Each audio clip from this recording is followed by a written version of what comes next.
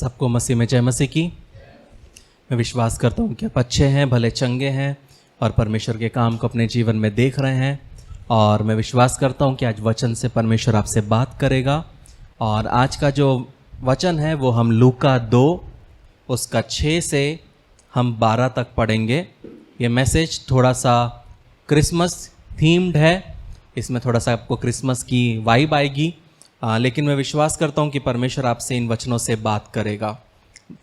लूका 2 उसका 6 से जब हम पढ़ते हैं, वहाँ लिखा है, उनके वहाँ रहते हुए उसके जनने के दिन पूरे हुए और वह अपना पहलौठा पुत्र जनी और उसे कपड़े में लपेटकर चरनी में रखा, क्योंकि उनके लिए सराय में जगह ना थी।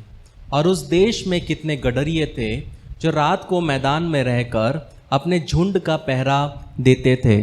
और प्रभु का एक दूत उनके पास आ खड़ा हुआ और प्रभु का तेज उनके चारों ओर चमका और वे बहुत डर गए। तब स्वर्गदूत ने उनसे कहा, मत डरो, क्योंकि देखो मैं तुम्हें बड़े आनंद का सुसमाचार सुनाता हूँ जो सब लोगों के लिए होगा, कि आज दाऊद के नगर में तुम्हारे लिए एक उद्धारकर्ता जन्मा है और यही मसीह प्रभु है। और इसका तुम्हारे लिए ये पता है कि तुम एक बालक को कपड़े में लिपटा हुआ और चरनी में पड़ा पाओगे। आज का जो मैसेज का टाइटल है वो है ठुकराए जाने में खुशी मनाना। क्या है? ठुकराए जाने में खुशी मनाना। प्रियो, जब लोग हमें स्वीकार करते हैं तो आनंदित होना बहुत आसान है। जब लोग हमें अपने ग्रुप में शामिल करते हैं, चीज़ों में शामिल करते हैं, तो आनंदित होना बहुत आसान है। लेकिन जब आप ठुकराए जाते हैं और ठुकराए जाने के बाद भी खुशी मनाना में बात कुछ और है। और मैं विश्वास करता हूँ कि यहाँ पे जितने भी लोग बैठे हैं, यहाँ पे एक भी ऐसा व्यक्ति नहीं है जो ज़िंदगी में कभी ना कभी ठुकराया ना गया हो। हम सब अपने जीवन में कभी कभी क्या करते हैं, हमारे जीवन में लोग हमें ठुकराते हैं, अलग अलग परिस्थितियों में लोग हमें क्या करते हैं, ठुकराते हैं। लेकिन दिलचस्प बात यह है कि जो कारीगरों का जो कोने का जो पत्थर था, कौन है वो? यीशु मसीह। उनको पैदा होने के पहले इस पृथ्वी पे उनको ठुकराया गया था। आप सोचेंगे कि यीशु मसीह जो है प्रियो, वो जब इस पृथ्वी में आए तो उनको एक्सेप्ट किया होगा? नहीं, जन्म लेने के पहले यीशु मसीह को ठुकराया गया। और जब यीशु मसीह बड़े हुए तो उनको और अधिक ठुकराया गया। जब लोगों के सामने यीशु मसीह और बरअब्बास को खड़ा किया, और लोगों ने किसका चयन किया? लोगों ने बरअब्बास का चयन किया। और वहाँ पे भी क्या हम देखते हैं कि लोग यीशु मसीह को क्या करते हैं? ठुकराते हैं। बहुत बार हम हमारे जीवन में यीशु मसीह को ठुकराते हैं। बहुत बार हम अपने परिवार को बहुत इंपॉर्टेंस दे के उसको ठुकराते हैं। कभी कभी हम अपने जॉब को बहुत इंपॉर्टेंस दे के उसको ठुकराते हैं। कभी कभी हम अपनी बिजनेस को प्राथमिकता देकर उसको ठुकराते हैं। कभी कभी हम खुद की इच्छाओं के वजह से उसको ठुकराते हैं। लेकिन ये समझना है प्रियो कि यीशु मसीह के जीवन में वो अनेक बार ठुकराया गया।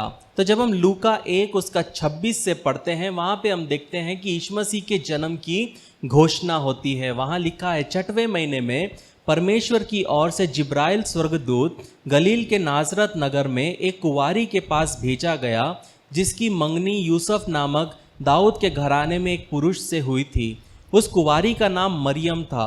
स्वर्गदूत ने उसके पास भीतर आकर कहा, आनंद और जय तेरी हो, जिस पर ईश्वर का अनुग्रह हुआ है, प्रभु तेरे साथ है।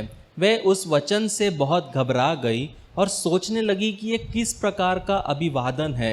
स्वर्गदूत ने उससे कहा, हे मरियम, भयभीत ना हो, क्योंकि परमेश्वर का अनुग्रह तुझ पर हुआ है।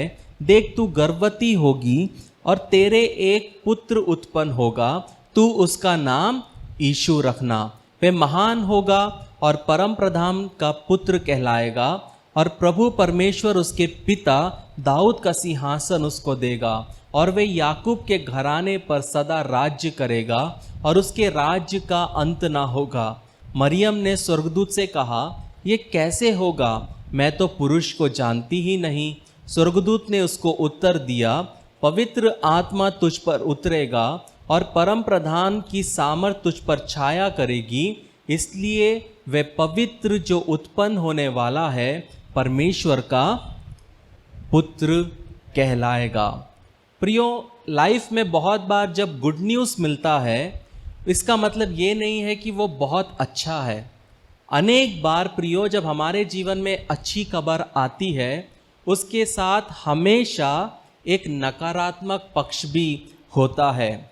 हम आशीष को देखते हैं और आशीष के अनुसार लोगों को जज करते हैं। किसी के घर बड़ा आशीष आया तो हम सोचते कितनी खुशी की बात है, किसी के घर छोटा आशीष आया हम उसके बारे में उसको जज करते हैं। लेकिन एक चीज़ हमेशा समझना है, चाहे आशीष बड़ी हो या छोटी हो, वो हमेशा एक बोझ के साथ आती है।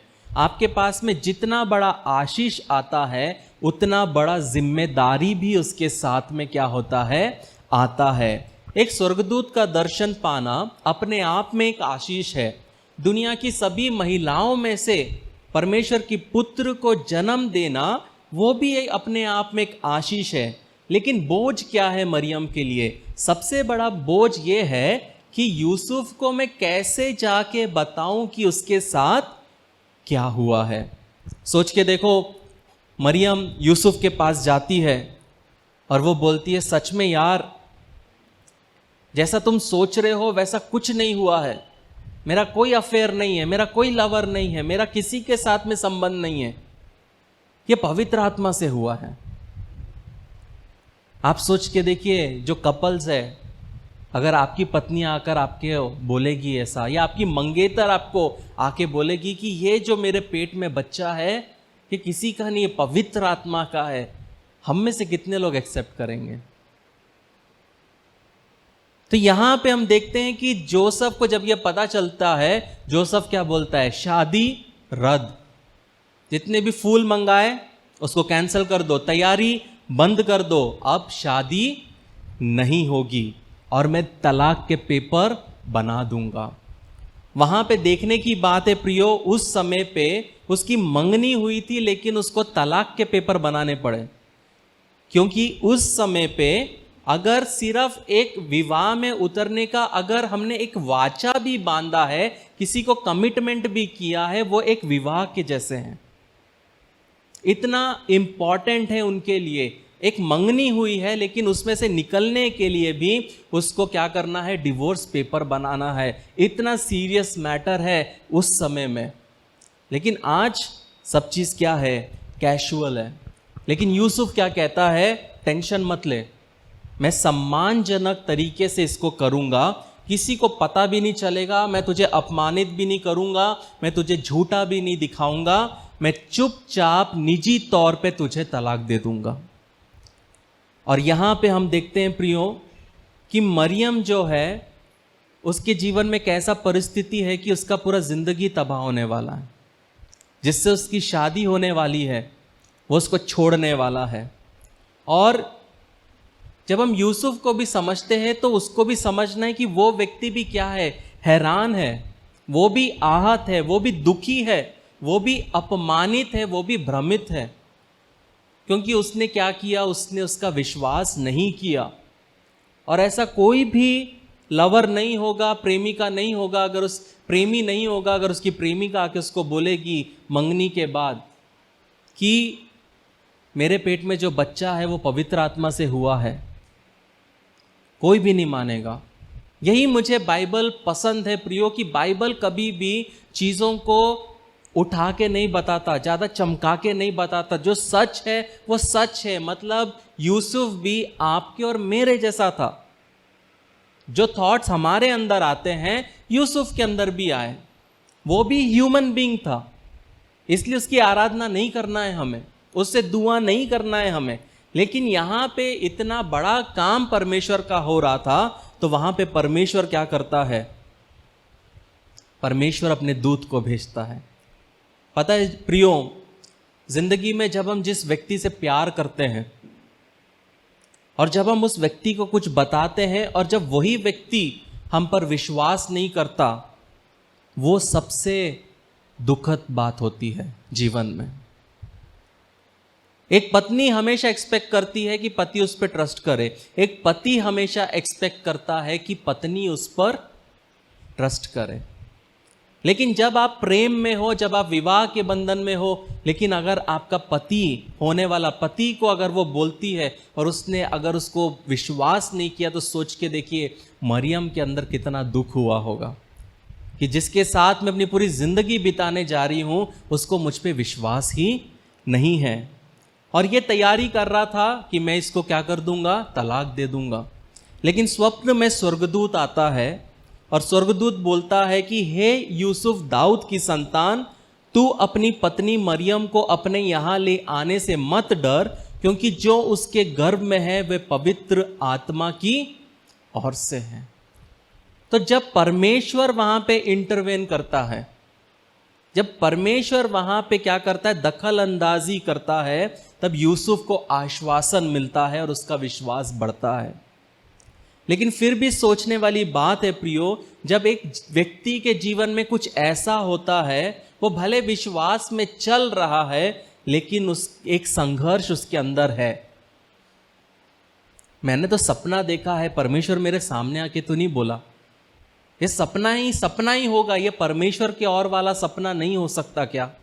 एक संघर्ष से वो जूझ रहा है, लेकिन वो क्या करता है प्रियो, वो बोलता है ठीक है।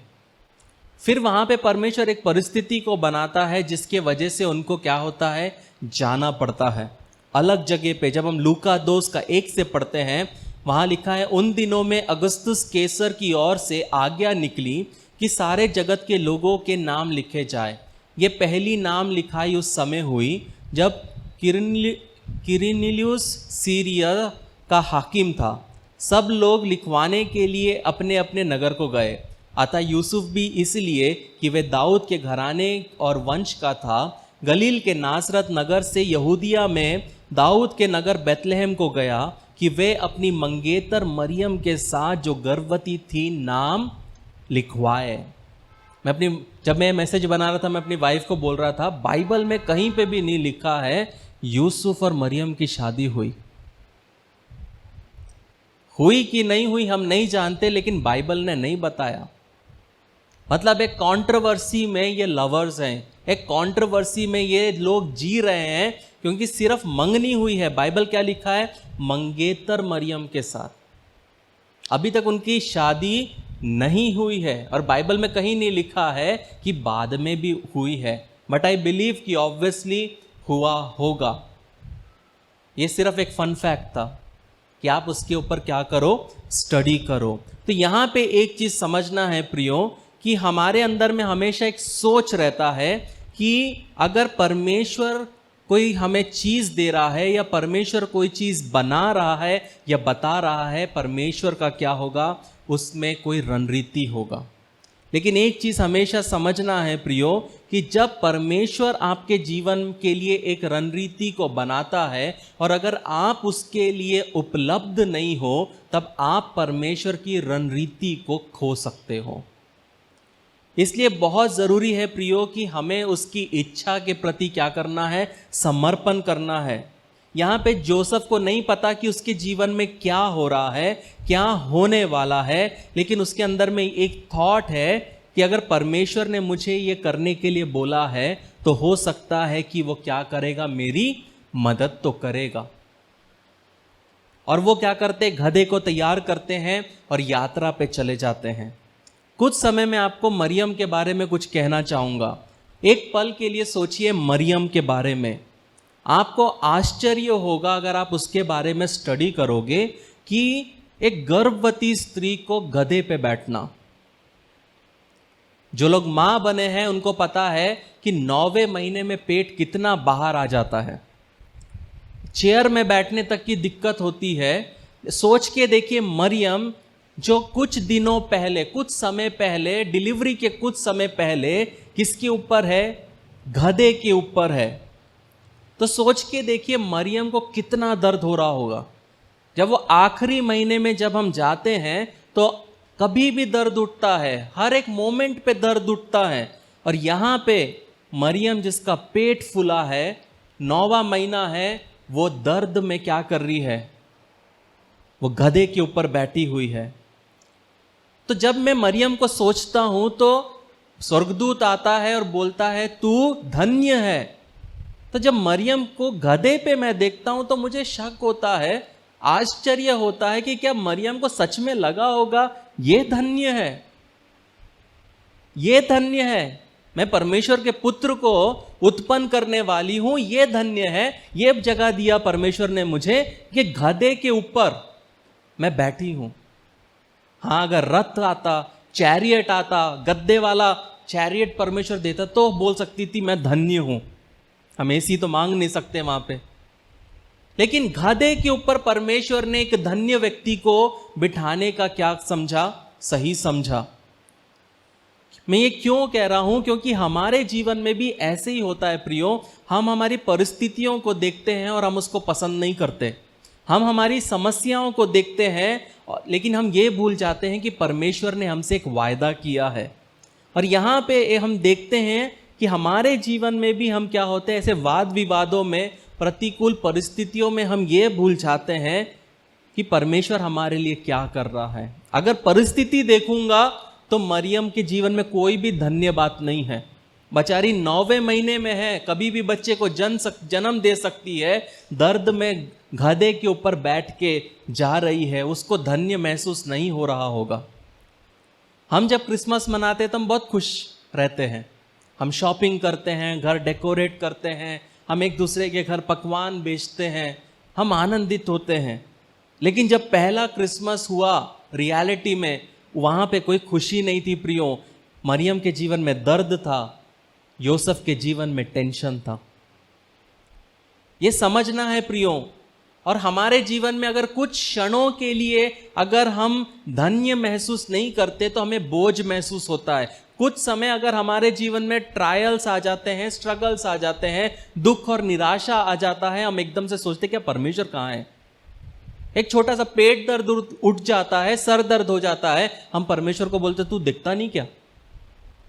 हम इमीडिएटली क्या करते हैं, परमेश्वर को जज करने की कोशिश करते हैं।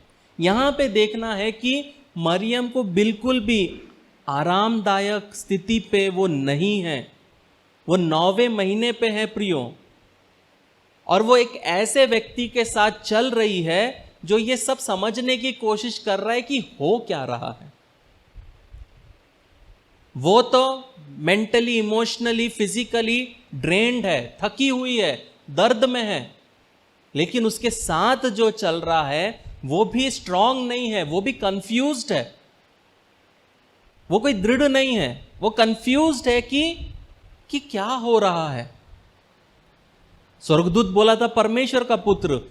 अगर हमारे जीवन में ऐसा होगा तो हम तो सोचेंगे कि वाह, परमेश्वर का पुत्र मतलब राजा आएगा अपने चैरियट्स लेके, हमको लेके जाएगा, अपने कक्ष में रखेगा, 10-15 नौकर चाकर होंगे, क्योंकि ये परमेश्वर का पुत्र है। लेकिन यहां पे जोसेफ को भी समझ नहीं आ रहा। जब हम मरियम के जीवन में देखते हैं या हम जोसेफ के जीवन में देखते हैं प्रियो, किसके लिए हम रोए, किसके लिए हम करहाए, ये हमको समझ में नहीं आता। मरियम वहां पे शारीरिक तौर पे करहा रही है, वहीं पे यूसुफ भावनात्मक रूप से करहा रहा है। और जब मैं मरियम को देखता हूं तो दिल दुखता है कि कोई भी लड़की ये एक्सपेक्ट नहीं करेगी। और वहीं पे जब मैं यूसुफ को देखता हूं तो रोना आता है,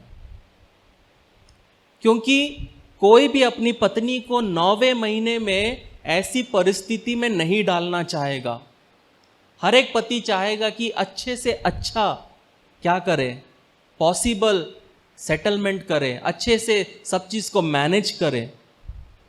और यहां पे हम देखते हैं दुख की बात कि हम परमेश्वर को यात्रा में कहीं नहीं देखते। यूसुफ को जब हम देखेंगे, परमेश्वर तो बोला, स्वर्गदूत बोला मरियम को कि मेरा आत्मा तुझ पे हावी होगा, उससे पूछे भी ना। और अब जब खड़े होने की बात आई तो यहां पे यूसुफ को कोई परमेश्वर दिख ही नहीं रहा। यहां पे यूसुफ अकेला अपने आप को पा रहा है। परमेश्वर को जो करना था परमेश्वर ने कर लिया, लेकिन मेरा क्या, अब मेरे ऊपर में ये टेंशन है, मेरे ऊपर में ये दर्द है, मेरे ऊपर में इसका बोझ है। ये तो परमेश्वर की इच्छा थी, मेरी तो इच्छा नहीं थी। सोच के देखिए यूसुफ किस परिस्थिति से होके गुजर रहा था प्रियो, क्योंकि ये उसने नहीं चालू किया। उसकी पत्नी को क्रेविंग्स हो रहे होंगे कुछ खाने की, वो रो रही होगी, वो कंप्लेन कर रही होगी, उसको शरीर में क्रैम्प्स आ रहे होंगे, शरीर सुन पड़ रहा होगा। उन सब के बीच में वो शिकायत कर रही होगी और यहां पे यूसुफ इरिटेट हो रहा होगा, सोच रहा होगा परमेश्वर ने तो वायदा किया, लेकिन मदद के लिए क्यों नहीं आ रहा, कोई रास्ता मेरे लिए क्यों नहीं खोलता। प्रियो, यही सवाल हमारे जीवन में है कि जब परमेश्वर आपको कुछ करने के लिए बुलाता है, एक स्थान पर भेजता है, और जब खुद वहां कुछ नहीं करता तो आप क्या करते हैं।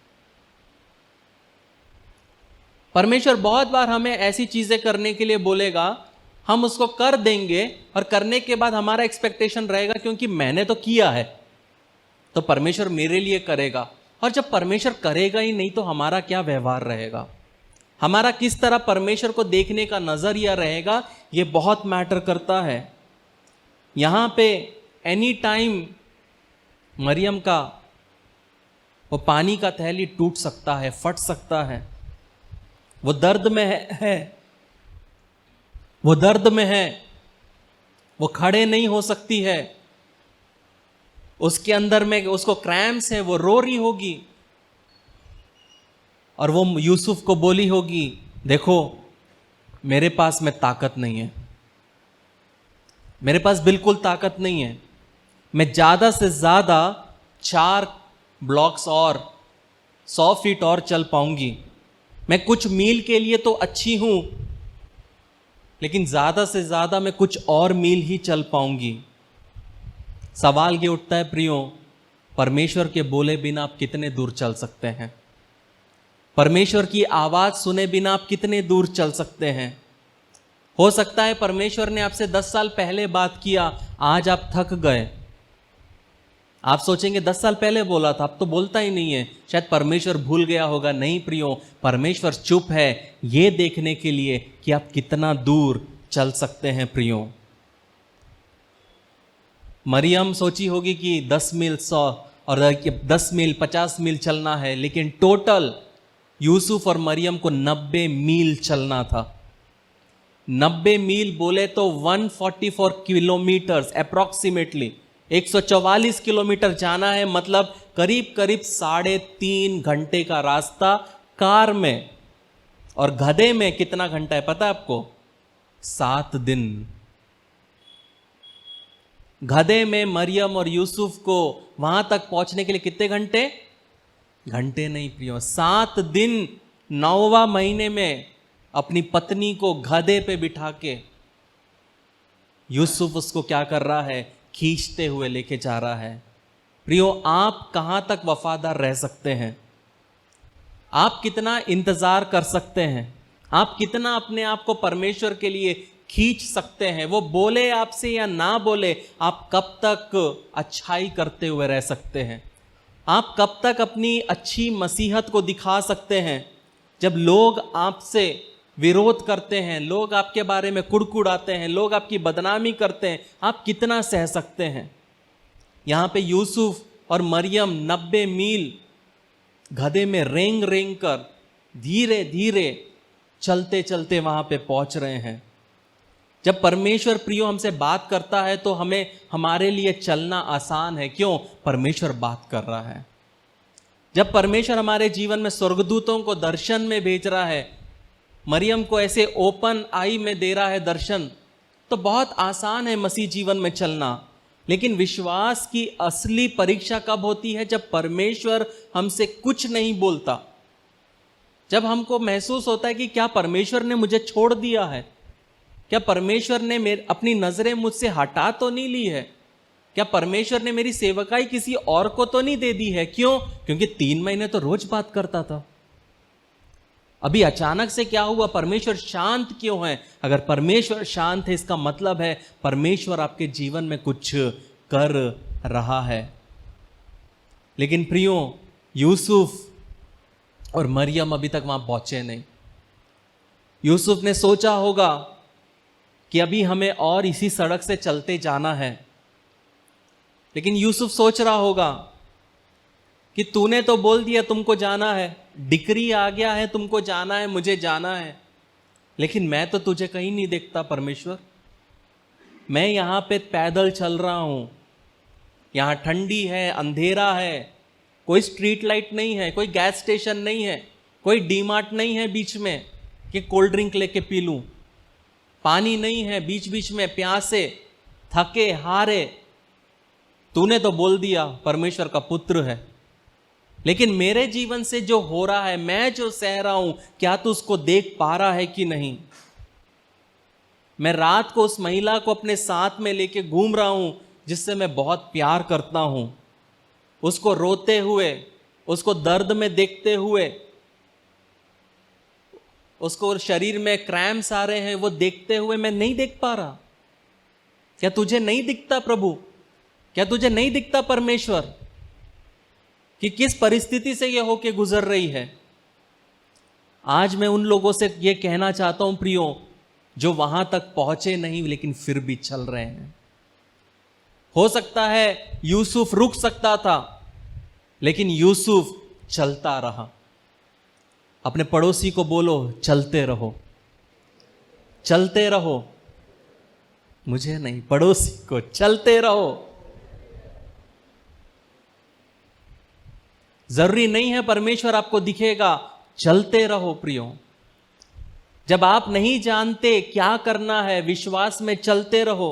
जब आप नहीं जानते कि आपको क्या कहना है, विश्वास में चलते रहो। जब आप नहीं जानते कि कब तक चलना है, विश्वास में चलते रहो, क्योंकि यही वक्त है प्रियो जब परमेश्वर हमारे विश्वास को क्या करता है? जज करता है। वो हमारा टेस्ट ले रहा है कि मेरा बेटा और मेरी बेटी कब तक चलते हैं, कब तक इनको पुरानी जिंदगी की याद नहीं आती, कब तक ये विश्वास में आगे बढ़ सकते हैं प्रियो। अभी मरियम घोड़े पे नहीं है प्रियो, गधे पर बैठी है और वो चल रही है। आपके अकाउंट में पैसा नहीं होगा, चलते रहो। आपके जीवन में समस्या कम नहीं हो रही, दिन ब दिन बढ़ती जा रही है, चलते रहो प्रियो। यूसुफ ने अपने जीवन में देखा होगा और सोचा होगा, प्रोत्साहित किया होगा खुद को, all is well, all is well. सोचा होगा सब ठीक हो जाएगा, परमेश्वर ने बोला है ना सब ठीक हो जाएगा। लेकिन एक पति के रूप में उसके अंदर में डर होगा कि मेरी पत्नी का क्या होगा।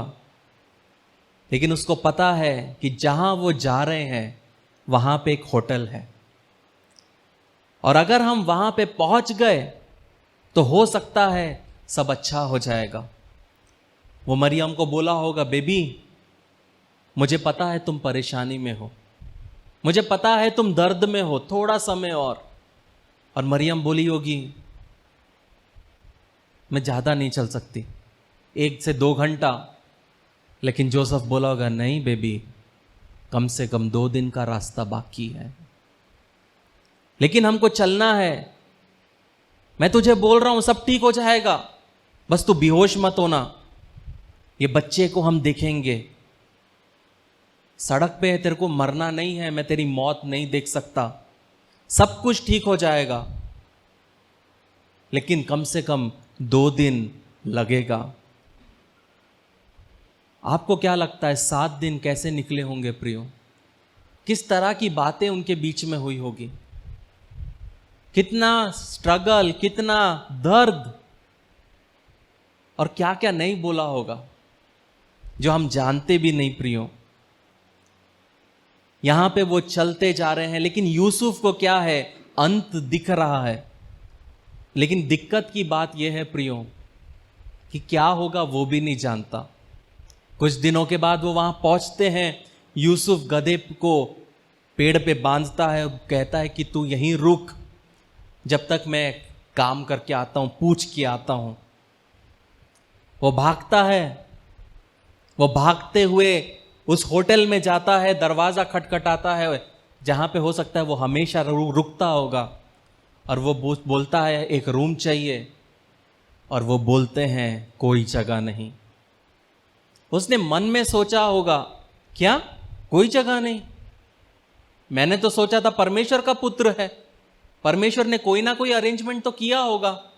पुराने नियम में अपने दासों के लिए तो ऊपर में कोठरी बनवा दिया उसने, अपने पुत्र के लिए कमरा नहीं रख सकता?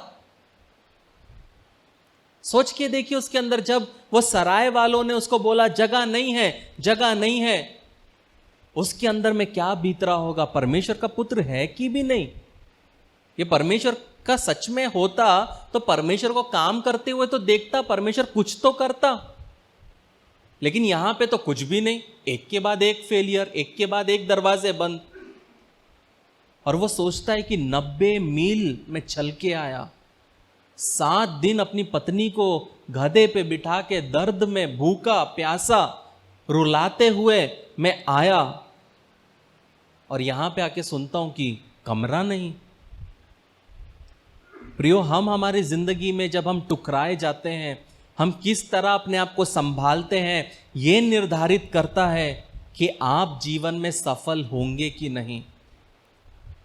क्योंकि ठुकराया जाने वाला जाना वो स्थान है जहां पे विश्वास सिद्ध होता है। जब लोग हमें ठुकराते हैं, जब लोग हमें फेंक देते हैं, हम कैसे बिहेव करते हैं? हम कैसे बिहेव करते हैं जब लोगों ने बोला तू मेरे दुकान के सामने दुकान लगा, और बाद में बोलते नहीं लगा सकते? तो हम कैसे व्यवहार दिखाते हैं, यह मैटर करता है प्रियो। क्या हम 2 गाली मार के जाएंगे? क्या हम उनकी ट्यूबलाइट तोड़ के जाएंगे? क्या हम उनके घर में कांच तोड़ेंगे? या फिर जब हमारी खुद की दुकान खुलेगी तो उनको इनवाइट करेंगे, आप आइए, मेरा छोटा सा दुकान खुला है, वहां पे वर्कआउट नहीं हुआ, आप आइए, ब्लेस करके जाइए। जब लोग आपको ठुकराते हैं, आप किस तरह उसको लेते हैं, यह मैटर करता है। ये नहीं मुझे लेटर लिख के दो, अपॉलॉजी लेटर चाहिए मेरे को तो ही काम होगा, नहीं। ठुकरा रहे चलेगा, जाने दो, किसी को भी जबरदस्ती नहीं पकड़ना है। प्रियो, यही तो है प्रियो कि जब आपके जीवन में ठुकराए जाते हैं, आप किस तरह व्यवहार करते हैं। सोच के देखिए उस मनुष्य के बारे में जिसको नौकरी का फोन कॉल आया, आपको जॉब लग गई, लेकिन जब वो जाता है कोई और कैंडिडेट को जगह मिल जाती है। सोच के देखिए वो जो असमंजस में वापस आता है कि मैं अपनी पत्नी को क्या बोलूंगा, जॉब मेरे को मिला नहीं। सोच के देखिए उस पति के बारे में जो ईएमआई पे कार ले लेता है लेकिन पे नहीं कर पाता, ऑफिस तो जाता है कार से, वापसी में दोस्त के बाइक में आ रहा है और मन में सोच रहा है कि क्या बोलूंगा बीवी को कि मेरी गाड़ी तो उठा ली है, तुझे लेके जाने के लिए अब मेरे पास कार भी नहीं है। कहने का मतलब है प्रियो, यहां पे यूसुफ सब चीज समझने की कोशिश कर रहा है कि क्या अच्छी योजना है, क्या हो सकता है, लेकिन वहां पे मरियम दर्द में है, तड़प रही है। कभी भी वो बैग फट सकता है, कभी भी बच्चा हो सकता है, और यहां पे यूसुफ डरा हुआ है, उसको कुछ समझ नहीं आ रहा, उसको कुछ समझ नहीं आ रहा कि क्या होगा। हो सकता है आपको कभी किसी प्रेमी ने, प्रेमिका ने ठुकराया हो सकता है आपके पिता ने आपको अस्वीकार किया हो सकता है आपकी माँ ने अस्वीकार किया हो सकता है आपके परिवार ने आपको अस्वीकार किया हो, कभी कभी आपकी नौकरी में आपको अस्वीकार किया हो सकता है आपके जॉब में, बिजनेस में आपको अस्वीकार किया हो सकता है आपके नेबरहुड में पड़ोसियों ने आपको अस्वीकार किया हो सकता है स्कूल में आपको अस्वीकार किया हो, क्योंकि आप प्रभु में हैं। लेकिन मैटर क्या है प्रियो, इंपॉर्टेंट मैटर क्या है, आप किस तरह रिएक्ट करते हैं, आप किस तरह व्यवहार करते, ये मैटर करता है प्रियो। यूसुफ कहता है कि अब मुझे गधे के पास जाना है, अब कोई रास्ता तो निकालना ही पड़ेगा। वो सोच रहा है अब मैं क्या करूं, उसको समझ नहीं आ रहा, लेकिन उसको पता है कि जो दर्शन उसने सोचा वो दर्शन मर रहा है। परमेश्वर ने तो बोला परमेश्वर का पुत्र, स्वर्गदूत तो बोला परमेश्वर का पुत्र, वो दर्शन खत्म होते हुए आ रहा है। क्योंकि यूसुफ को गुस्सा प्रियो सराय वालों पे नहीं आया होगा, यूसुफ की नाराजगी परमेश्वर से होगी। क्योंकि जब यूसुफ ने आरंभ किया विश्वास में, तो उसने आशा की होगी कि परमेश्वर मेरी मदद करेगा। और हमारे जीवन में भी यह होता है प्रियो कि जब परमेश्वर के अनुसार हम चलते हैं, हमारा एक्सपेक्टेशन रहता है कि परमेश्वर मेरे लिए द्वार खोलेगा। लेकिन जब परमेश्वर द्वार नहीं खोलेगा, तब तुम क्या करोगे? जब परमेश्वर द्वार नहीं खोलेगा, तब आप किस तरह अपने लाइफ को जियोगे, ये एक और मैटर है।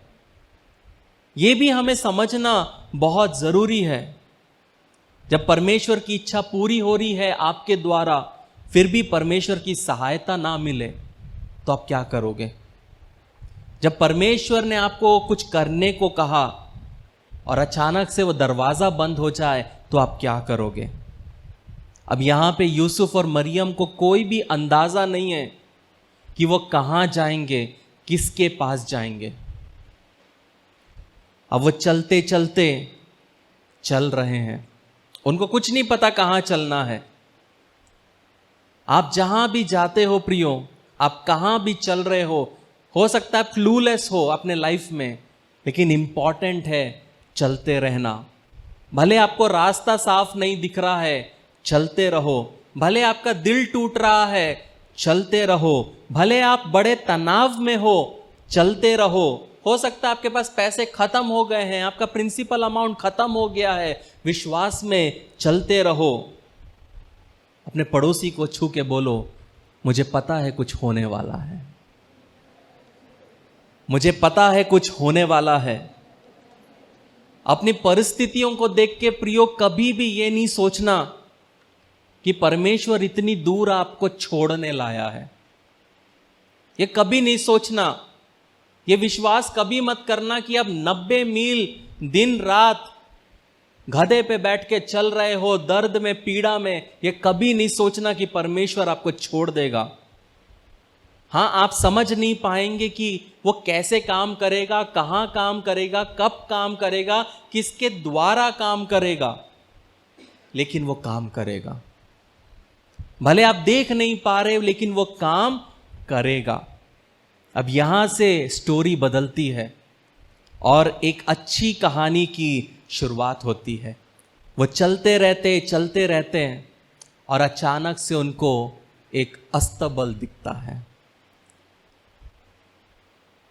अचानक से उनको मिलता है। कितने लोगों को याद है वो मैसेज, जब पौलुस अंधा होता है और परमेश्वर का वचन बोलता है, अचानक से तुम अपनी आशीषों पे क्या करोगे? टकराओगे।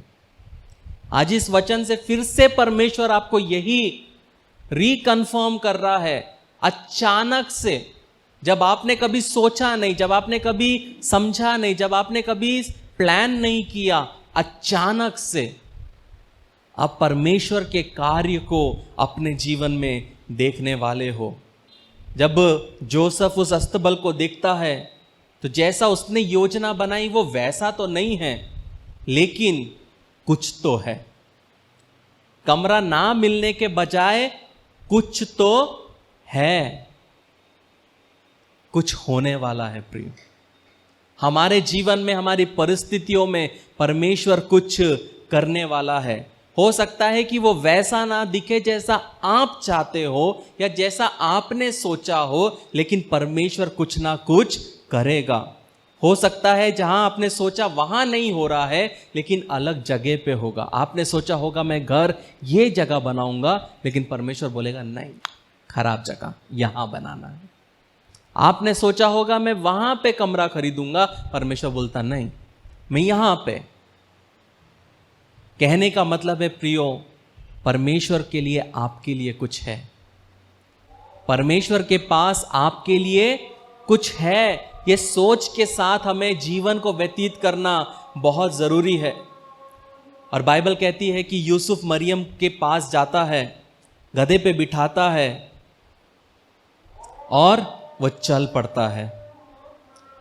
उसको पता है कि अस्तबल भले मैंने सोचा नहीं है, लेकिन यही ऑप्शन है। वो मरियम को बोलता है, बेबी यहां पे लिफ्ट नहीं है, यहां पे रूम सर्विस भी नहीं है। प्रियो, कभी कभी आपको जो मन में है वो नहीं मिलेगा, लेकिन जो परमेश्वर के मन में है वो मिलेगा।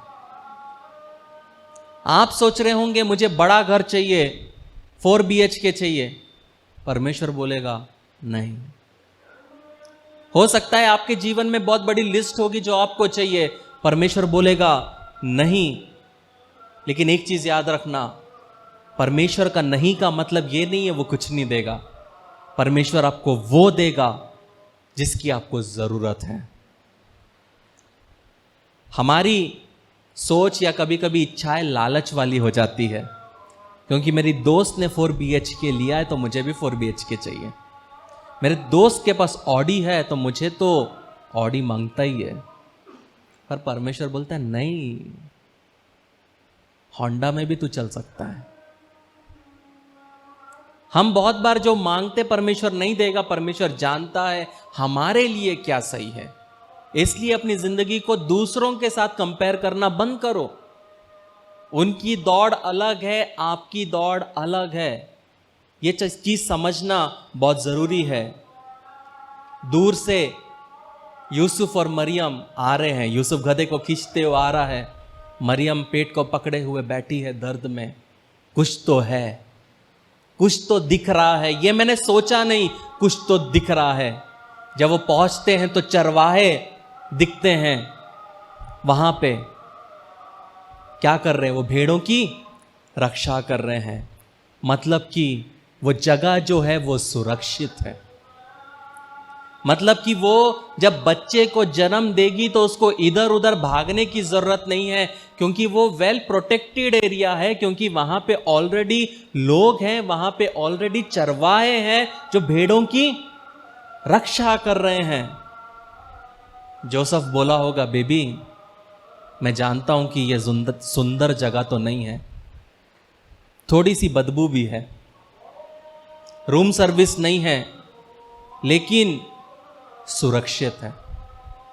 यहां पे कोई हमें लूटने नहीं आएगा, यहां पे कोई हमें चोरी करने नहीं आएगा, यहां पे तेरे ऊपर कोई हमला करने नहीं आएगा, क्योंकि आजू बाजू में क्या है? चरवाहे हैं, लोग हैं। अब यहां पे मरियम जाती है और संसार का उद्धारकर्ता का जन्म होता है। लेकिन समझने की बात है प्रियो, इस अस्तबल में 3 चीजें हैं। सबसे पहली चीज है वहां पे चरनी। चरनी जो है उसको लैटिन शब्द में बोलते हैं चबाना, क्योंकि चरनी जो थी वो क्या रहती थी? वो एक खाने रखने का चीज है, थ्रॉटल बोलते हैं उसको। वहां पे थ्रॉट बोलते हैं इसको, जहां पे जानवरों का खाना रख के जानवर को देते हैं। और यहां पे वो चरनी क्या होती है? पालना बन जाता है, जहां पे वो अपने बच्चे को अच्छे से दिखे, हाँ ये तो काफी है, मैं अपने बच्चे को इसके अंदर में रख सकती हूं। एक चीज समझना है प्रियो, यीशु मसीह ने अपने आप को क्या बोला? मैं जीवन की रोटी हूं। वो खाने के इसमें, जहां पे जानवर जिसमें खाता है, उसी में जीवन की रोटी को उसकी मां लिटाती है। जो भूसा, गेहूं का भूसा या गेहूं के कण जानवर को खाने के लिए रखा गया है, उसी गेहूं के ऊपर में जीवन की रोटी को परमेश्वर रखने के लिए चुनता है। और सोच के देखिए, जब यीशु मसीह का जन्म हुआ, परमेश्वर बोला होगा इस पृथ्वी के लिए खाना आ चुका है। वो खाना कि जो उसको खाएगा वो अनंत जीवन पाएगा। वो खाना जिसको खाएगा वो कभी भूखा नहीं रहेगा।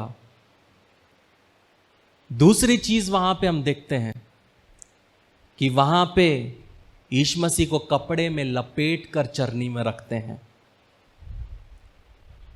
जो लेवी लोग थे, वहां पे जब किसी व्यक्ति को बलि करना रहता था, किसी भेड़ या बकरी को बलि करना रहता था, तो बचपन से उनको अलग करते थे और उन भेड़ों और उन बकरियों को वो लोग सफेद कपड़े में लपेटते थे।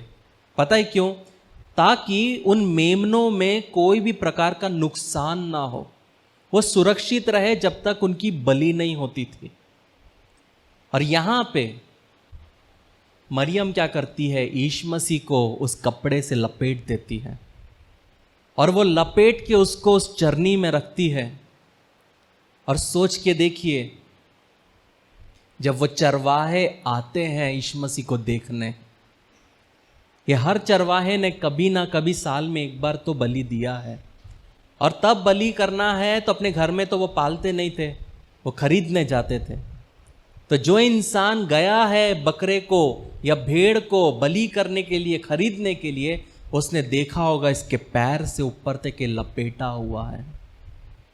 और जब वही चरवाहा जब उस चरनी में आता है यीशु मसीह को देखने, नीचे से लेकर वो लिपटा हुआ है।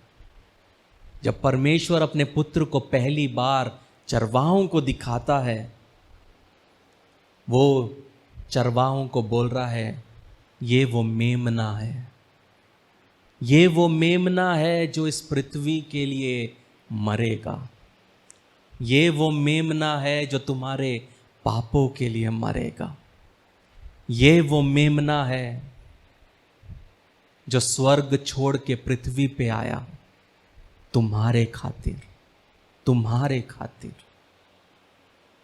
तीसरा, जब हम देखते हैं वहां पे तीसरे जो थे वो थे चरवाहे। अब चरवाहों का काम क्या होता है प्रियो? चरवाहों का काम होता है भेड़ों को देखना। क्यों यीशु मसीह ने होटल नहीं चुना? क्योंकि होटल में चरवाहे नहीं हैं। यीशु मसीह चरवाहों के बीच में क्यों पैदा हुआ? क्योंकि वो परमेश्वर का मेमना है। परमेश्वर ने उसको चरवाहों के बीच में जन्म दिया, क्योंकि वो मेमना है जो आपके और मेरे लिए कटेगा, जो आपके और मेरे पापों के लिए कटेगा। और वो आपके और मेरे पापों के लिए कटेगा, उन चरवाहों के लिए कटेगा। इसलिए परमेश्वर को ये सही लगा कि उसके मेमने को चरवाहों के बीच में पैदा करना चाहिए, क्योंकि वो मेमना है, वो कटा हुआ मेमना जो आपके और मेरे और युगानी युग जो लोग पैदा होंगे उनके पापों के खातिर मरने के लिए इस पृथ्वी पे आया। यहां पे जो यूसुफ ने जो योजना बनाई प्रियो, वो योजना परमेश्वर की योजना नहीं थी। लेकिन जब आपके जीवन में लोग आपको अस्वीकार करें, तो उसका मतलब यह है कि आपके जीवन में दिशा है। परमेश्वर आपको एक दिशा दिखा रहा है जहां पे आपको चलना है। हर एक बंद दरवाजा आपको दूसरे दरवाजे की ओर लेके जाता है। इसलिए बहुत जरूरी है प्रियो कि जब वो 70-90 मील चल रहे थे, जब वो 7 दिन, बहुत इंपॉर्टेंट पार्ट में आ रहा हूं मैं, जब वो 90 मील चल रहे थे, 7 दिन गधे पे दर्द में वो दोनों चल रहे थे, मरियम तड़प रही थी। लगभग 2 साल पहले, कितने? लगभग 2 साल पहले परमेश्वर ने कुछ ज्योतिषों को बोल के रखा है कि जाओ, तुम एक बच्चे को चरनी में लेटा हुआ पाओगे। उनको नहीं पता परमेश्वर ने 2 साल पहले क्या किया, लेकिन 2 साल से परमेश्वर ने अपने पुत्र को के लिए अरेंजमेंट करके रखा है। उनको नहीं पता क्या होगा, लेकिन क्राइटेरिया एक था, चरनी में लपेटा हुआ। और अगर चरनी में लपेटा होगा तो ही जो आशीष उसको मिलना है वो मिलेगा। और परमेश्वर वो दरवाजे को बंद करके उनको चरनी के पास लेके आता है। और जब वो ज्योतिष वहां पे आते हैं तो वो क्या करते हैं, सोना, लोबान और गंधरस उसको चढ़ाते हैं। मैं नहीं जानता प्रियो ये वचन किसके लिए है, लेकिन मैं आपको एक चीज कहना चाहता हूं। आपको अस्वीकार किया होगा और आपको लगता है आप आशीषों से चूक गए हैं। नहीं बड़ी, आप आशीषों से नहीं चूके हो। आपको लग रहा है आप आशीषों से चूके हो, आप आशीषों से नहीं चूके हो, लेकिन आपको यह समझना है कि आपकी आशीष होटल में नहीं है, आपकी आशीष अस्तबल में है।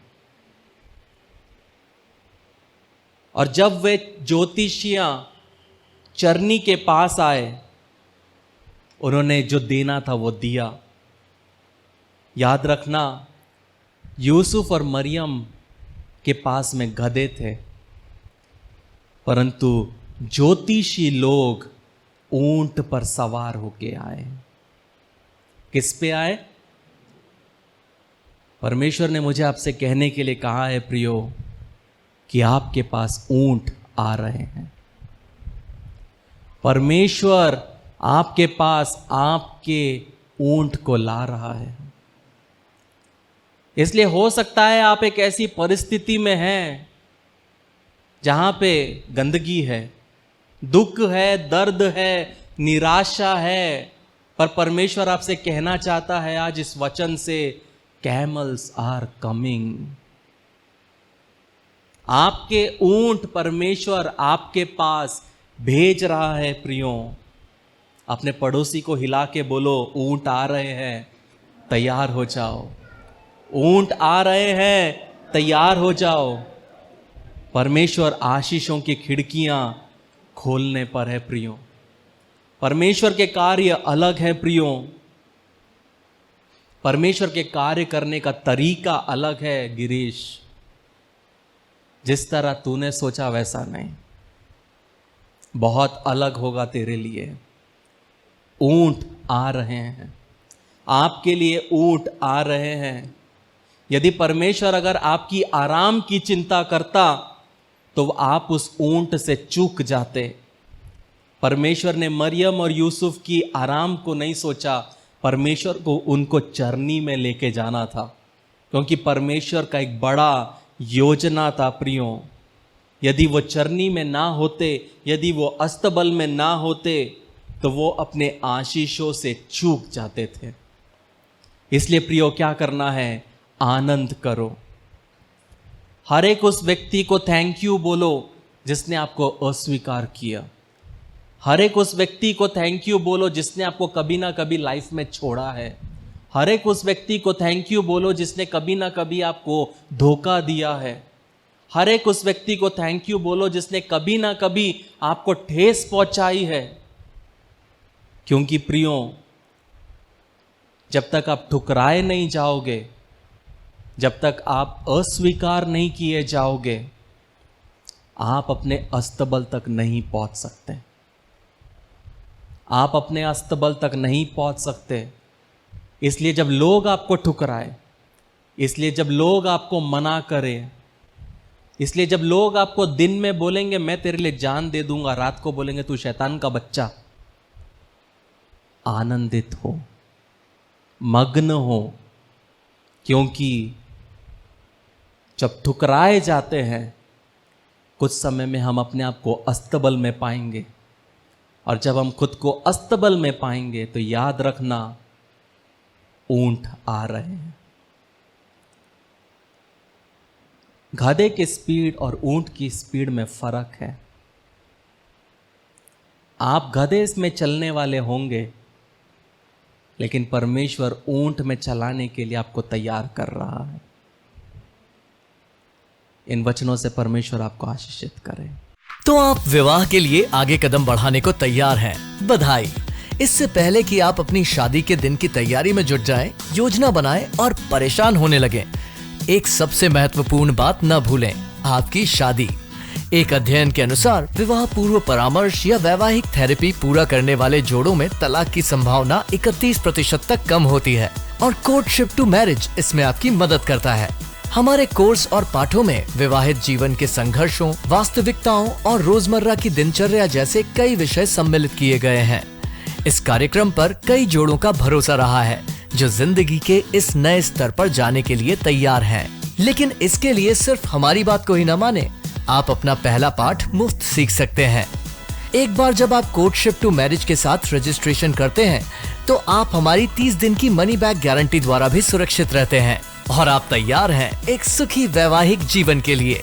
courtship2marriage.com पर आज ही अपना पहला लेसन शुरू करें।